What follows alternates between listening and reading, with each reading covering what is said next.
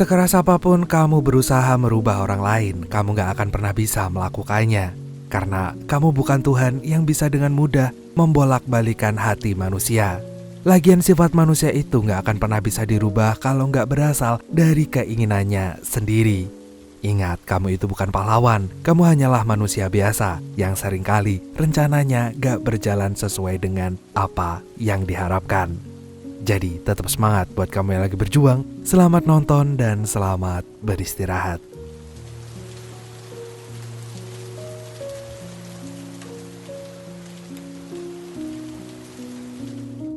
Pada tahun 1997, beberapa bulan sebelum Hong Kong diserahkan kembali ke Cina, ada 3 orang pencuri paling berbahaya di Hong Kong yang dijuluki sebagai 3 raja pencuri, yaitu Kwai Ping Hung, Yip Kai Fong, dan Sheng Se Keng, yang tanpa sadar pernah bertemu di sebuah restoran.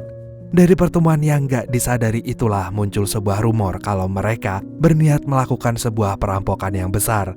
Padahal mereka sama sekali gak mengenali satu sama lain. Cheng adalah orang yang demen banget menculik anak orang kaya, yang kemudian akan ia mintain uang tebusan dengan harga yang sangat fantastis. Namun jika sampai jumlah uang tebusannya gak sesuai, Cheng yang kelihatan santuy ini akan menghabisi nyawa orang yang ia sandra tanpa belas kasihan sedikit pun. Bahkan meski polisi mengawasinya, Cheng dengan 1000 akalnya selalu berhasil mengelabui polisi hingga membuat dirinya seakan-akan kebal terhadap hukum. Ia gak pernah sekalipun masuk penjara, apalagi pulang dengan tangan kosong. Dan hari itu, Cheng berhasil membawa pulang uang sebesar 3 miliar dolar.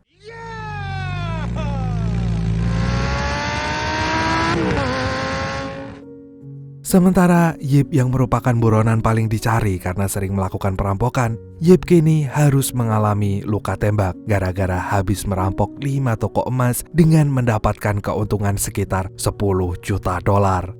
Sialnya salah satu rekan merampoknya mengalami luka parah yang akhirnya harus meregang nyawa. Atas insiden yang mengenaskan itu, Yip pun membuang uang hasil rampokannya ke lautan. Baginya gak ada gunanya uang yang berlimpah kalau ia gak bisa melindungi dan menjaga sesuatu yang berharga di hidupnya, seperti pada rekan seperjuangannya itu. Lalu yang terakhir ada Kwai, di mana Kwai ini jago banget dalam melakukan penyamaran dan memalsukan identitasnya. Makanya setiap kali ia merampok, polisi gak akan pernah bisa melacaknya. Jika sampai ada yang tahu tentang jati dirinya, Kwai akan senang hati membuat orang itu bertemu lebih cepat dengan malaikat maut. Dan hari itu Kwai pergi melarikan diri ke Cina, dikarenakan di Hong Kong ia sudah gak merasa aman lagi. Lagian sekarang Kwai punya uang yang sangat banyak, yang bisa membuatnya bebas melakukan apapun yang ia inginkan. Dan keesokan harinya, Kwai pergi ke restoran untuk menemui 2 orang anak buahnya yang baru saja direkrut oleh orang kepercayaannya. Nama mereka adalah Wong Lei dan Hong Qi. Setelah melihat anak buahnya, Kwai memberikan segepok uang pada orang kepercayaannya itu. Ia lalu pergi ke rumah temannya yang bernama Fai. Dulu Fai ini adalah seorang kuli bangunan yang merangkap sebagai pencuri. Sekarang ini Fai telah tobat dan menjadi bapak rumah tangga yang akan siap siaga mengurusi rumah dan anak semata wayangnya, dikala sang istri kerja sebagai tukang pijet. Di situ Kwai mengaku jika dirinya pun juga udah insaf dan sekarang bekerja sebagai penjual HP aja. Dan untuk beberapa hari ke depan, Kwai izin tinggal di rumah Fai. Namun tanpa sepengetahuan Fai, Kwai diam-diam mengincar merampok toko perhiasan yang ada di depan kontrakannya Fai. Di hari berikutnya, Kwai menjelaskan susunan rencana perampokannya ke Wong Lei dan juga Hong Qi.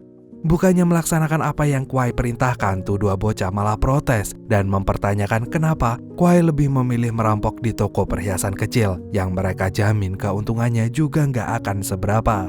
Mereka pun mendengar desas-desus kalau 3 raja pencuri untuk pertama kalinya akan bekerja sama melakukan perampokan dengan keuntungan puluhan bahkan ratusan juta dolar. 听人家说你们3大贼王合作，操！ Sementara itu, Yip kini memulai lembaran hidup yang baru dengan membuka toko elektronik. Demi memperlancar bisnisnya itu, Yip sengaja memberikan vas antik kepada Chen selaku kepala perindustrian dan perdagangan sebagai sogokan agar bisnis yang masih ilegal itu bisa berjalan lancar. Mengingat barang-barang yang ia jual merupakan hasil penyelundupan dari Cina. Ketika toko elektroniknya mulai beroperasi, Yip mendulang banyak keuntungan. Dan Yip pun membayar 300.000 dolar kepada Chen yang uangnya ia titipkan sekretarisnya Chen. Saat ini sekretaris itu menginginkan TV dan pemutar VCD dari tokonya. Yip pun langsung memberikannya secara gratis. Gak berselang lama, salah seorang pegawai Yip menyampaikan sebuah berita mengejutkan. Berdasarkan kabar burung yang ia dengar, 3 raja pencuri akan melakukan perampokan besar-besaran. Yip yang mendengarnya pun hanya bisa tertawa dalam hati karena nyatanya ia gak pernah kenal dengan Cheng dan juga Kuai. Di sisi lain, Cheng terlihat sedang merencanakan penculikan selanjutnya. Kali ini Cheng akan menculik seorang pengusaha. Awalnya Cheng ingin menyudahi culik-menculik ini, tapi partnernya tetap ngotot Cheng melakukannya. Lagian uang dari hasil penculikan itu gak akan pernah cukup untuk menjadi dana pensiunnya Cheng. Mengingat gaya hidup Cheng aja selangit. Dan beberapa hari kemudian Cheng berhasil melakukan penculikan pengusaha itu dan menyandranya di sebuah pulau terpencil. Melihat tuh pengusaha terus bawel kayak bebek, Cheng yang memiliki kesabaran setipis tisu itu pun tanpa pikir panjang langsung menendangnya ke laut. Dan dengan cepat anak buah Cheng menolong tuh pengusaha. Mereka gak ingin usaha mereka untuk menculik berakhir sia-sia. Dan gak lama setelah itu partnernya bilang hal yang sama tentang rumor 3 pencuri yang akan melakukan perampokan. Sontak Cheng ingin tertawa terbahak-bahak. Baginya rumor itu sangatlah konyol. Namun kalau dipikir-pikir lagi, kalau 3 raja pencuri beneran bersatu, jangankan merampok, buka warung bakso pun pasti bakalan menggemparkan dan jadi viral.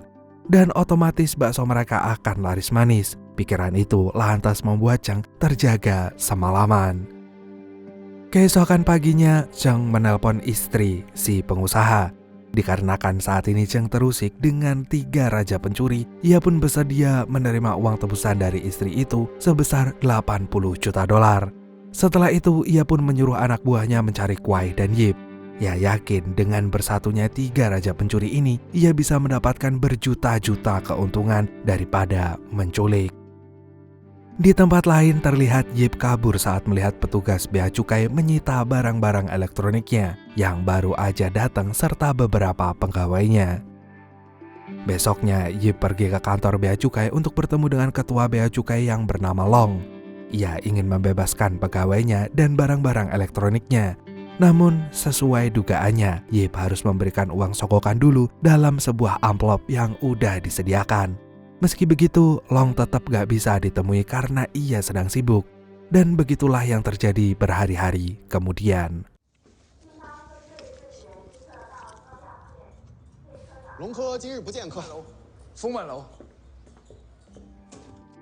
Sampai suatu ketika, Yip diminta untuk menunggu di sebuah restoran. Namun setelah lama menunggu, barulah Yip dihubungi kalau Long ternyata menunggu di restoran yang berbeda. Lagi-lagi ia diminta untuk membawa uang sogokan. Sewaktu berhadapan dengan Long, di situ Long malah menyindir Yip yang telah membuatnya membuang-buang waktu karena telah lama menunggu. Yip yang mendengarnya hanya bisa sabar karena itulah satu-satunya cara agar ia bisa membebaskan pegawai dan barang-barang elektroniknya. Dan akhirnya pegawainya pun berhasil dibebaskan. Bahkan selama berada di penjara, mereka mendapatkan fasilitas yang sangat mewah. Dan gak lama kemudian, barang-barang elektroniknya yang disita mulai dikembalikan kepada Yip. Setelah itu, Yip memberikan rokok gratis untuk para petugas bea cukai. Seketika, Yip pun tersadar harga dirinya udah gak ada lagi. Ketika dalam perjalanan kembali ke tokonya, sopir pengangkut barang-barang elektronik Yip menendang keluar anak buah Yip ke jalanan dan kemudian menabrak bagian belakang mobil Yip. Gak terima dengan apa yang terjadi, Yip langsung mengejarnya. Namun secepat apapun ia berlari, semuanya tetap berakhir sia-sia. Mobilnya malah semakin jauh dari dirinya.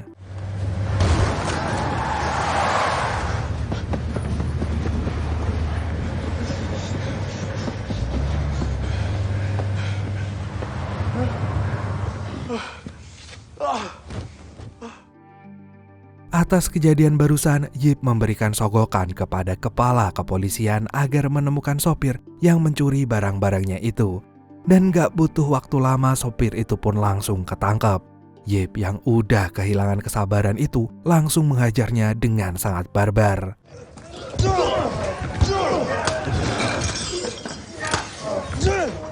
Sesaat kemudian kepala kepolisian itu meminta Yip berhenti dan memaafkan sopir tersebut. Gara-garanya tuh sopir adalah anak dari temannya yang merupakan mantan seorang komandan. Tentu saja hal itu malah semakin membuat Yip kesal sampai ke ubun-ubun. Gak ingin Yip membuat keributan, sang polisi pun mengancam akan menembak Yip detik itu juga kalau Yip berani membuka suaranya lagi.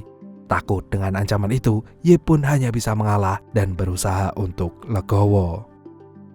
Sementara yang terjadi dengan Cheng, ia mulai mengumpulkan informasi tentang Kuai dan juga Yip. Lalu ia memutuskan membuat sayembara, barang siapa yang bisa menemukan Yip dan Kuai, ia akan memberikan imbalan sebesar $100 juta. Dan dalam sekejap, satu persatu orang mulai berdatangan menemui Cheng untuk bersaksi bahwa mereka pernah bertemu dengan Yip dan juga Kuai. 佢嗰時大大聲聲，好鬼死巴閉㗎。啲騎兵啊，係我頂嘢第一個人。道義兩個字，我有一次啊。Kabar sayembara Cheng yang sedang mencari Yip dan Kuai telah sampai ke telinga Kuai. Bahkan saking inginnya bertemu dengannya, Cheng telah menyebarkan nomor HP-nya ke semua orang. Mengetahui kabar itu, Kuai pun memilih untuk bodo amat. Kuai lantas tetap fokus pada tujuannya yang akan merampok toko perhiasan kecil di seberang kontrakan Fai. Dan ketika Kuai memantau mobil polisi yang sedang berjaga di toko perhiasan tersebut, Fai ternyata melihatnya. Begitu mobil polisinya pergi, Kuai bersiap-siap akan merampok. Tapi sedetik kemudian, Kuai malah mengurungkan perampokannya.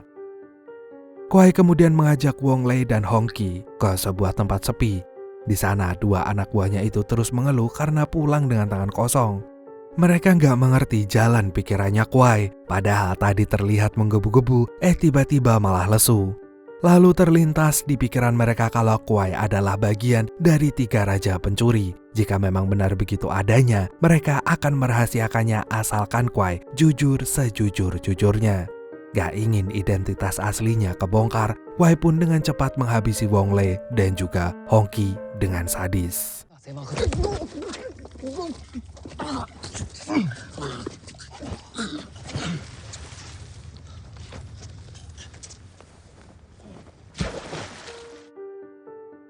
Sepulangnya ke kontrakan Fai, Kuai langsung dimarahi habis-habisan sama temennya itu. Fai gak nyangka Kuai tega membohonginya seperti orang bodoh. Kalau tahu dari awal Kuai belum insaf, Fai pasti gak akan mengizinkannya tinggal bersamanya. Fai pun langsung mengusir Kuai dari kontrakannya, dan Kuai sama sekali gak keberatan dengan keputusan Fai itu. Karena ia sadar dirinya telah salah. Kuai pun kemudian memberikan uang untuk membalas kebaikan Fai selama ini. Besok ia akan pergi meninggalkan kontrakan Fai. Saat Fai menerima uangnya, ia seketika kaget karena di uang tersebut ada bercak darah. Sementara itu, Cheng yang gak kunjung menemukan Fai dan Yip mulai merasa frustasi.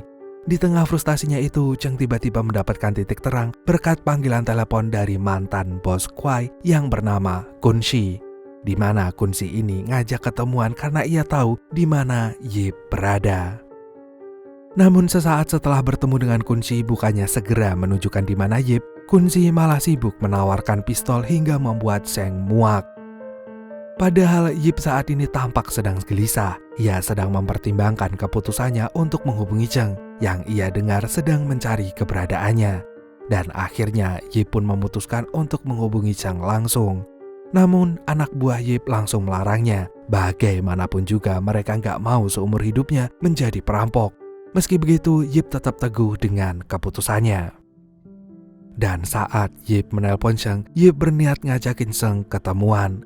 Awalnya Zhang meragukan kalau yang menelponnya sekarang adalah Yip yang asli. Namun setelah diyakinkan berulang kali, Zhang pun percaya. Gak lama kemudian Zhang mendapat telepon lagi yang ternyata itu dari Kuai. Zhang pun gak serta-merta mempercayainya. Dengan cepat Kuai pun membeberkan satu persatu fakta kejahatannya. Dan akhirnya Zhang pun percaya. Mereka pun janjian akan bertemu. Selesai menelpon Zhang, Kuai curiga Fai menguping pembicaraannya. Tanpa pikir panjang, Kuai pun mengambil pisau. Ia berniat ingin melenyapkan Fai saat itu juga. Namun melihat Fai sedang tertidur pulas bersama anaknya, Kuai pun jadi nggak tega. Ia kemudian menunggu waktu yang tepat untuk menghabisi Fai hingga dirinya tanpa sadar malah tertidur. Sementara Yip yang telah menelpon Zhang malah dihampiri petugas polisi lantaran dapat laporan dari warga sekitar kalau Yip dan anak buahnya ini berisik malam-malam. Anak buah Yip beralasan kalau tadi mereka berdebat karena kebingungan mencari pelabuhan kapal. Untungnya tuh polisi percaya dan bergegas pergi. Namun sebelum pergi, Yip sempat mendengar petugas polisi itu merendahkannya seakan-akan Yip ini adalah orang bodoh. Gak terima dengan hinaan itu, Yip pun menembak petugas polisi itu di depan polisi yang lain yang sedang berkumpul. Alhasil Yip pun ditembak juga sampai gak berdaya.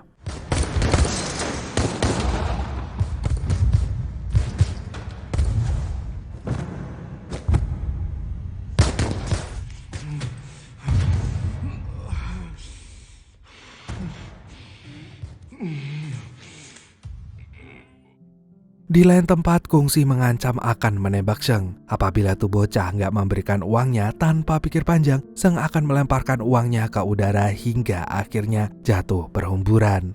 Zhang kemudian memutar balik keadaan. Ia pun merampas pistol Kungsi dan kemudian pergi membawa lari truknya Kungsi yang berisikan dinamit. Melihat Kungsi terus mengejarnya, Zhang pun langsung menembaknya. Setelah itu, Zhang pun melanjutkan perjalanannya. Namun sialnya ia malah melindas pengendara motor yang lewat di depannya hingga dinamitnya pun jatuh. Ketika sedang memungutnya kembali, tiba-tiba polisi datang dan langsung menangkap Zhang. Dan keesokan paginya, Kuai yang tertidur gak menyadari dirinya udah dikepung polisi. Saat terbangun, ia melihat uang yang kemarin diberikan kepada Fai ada di atas meja dan kamar Fai pun kini telah kosong. Gak lama kemudian Kuai pun ditangkap polisi. Dan pada akhirnya ketiga raja pencuri itu gak akan pernah bertemu.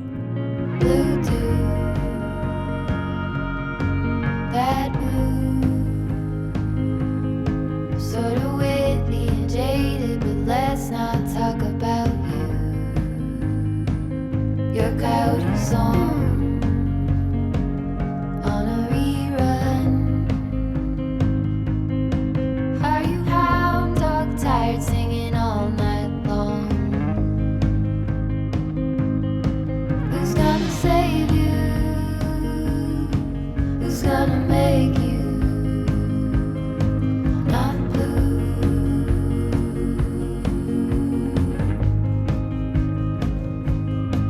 Not blue. Not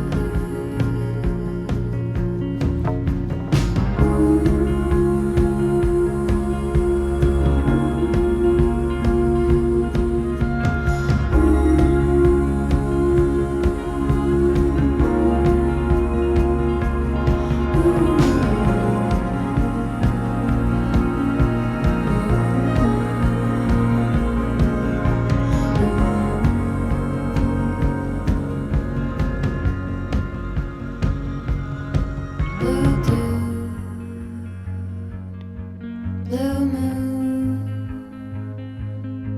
been one or two since I ran